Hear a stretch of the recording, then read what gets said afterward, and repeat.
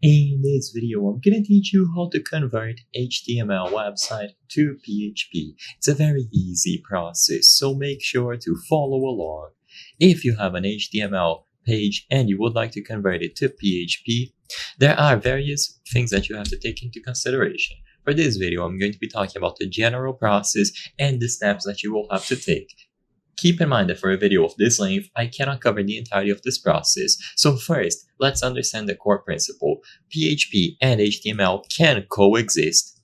The beauty of PHP is that it can be embedded directly within the HTML code. The web server processes any code within PHP, and as long as you tag it properly, you will be able to have a specific part treated as PHP and the rest as standard HTML.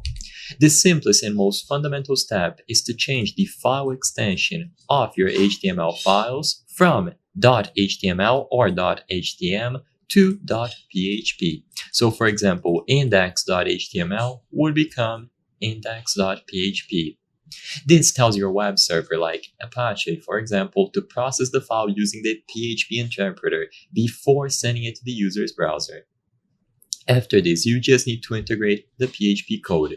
Now that you have the .php files, you can start adding PHP functionalities. So there are various different ways. You can directly embed PHP by opening and closing PHP tags. So as long as you have tags related to PHP within your code, they are going to be used instead of HTML.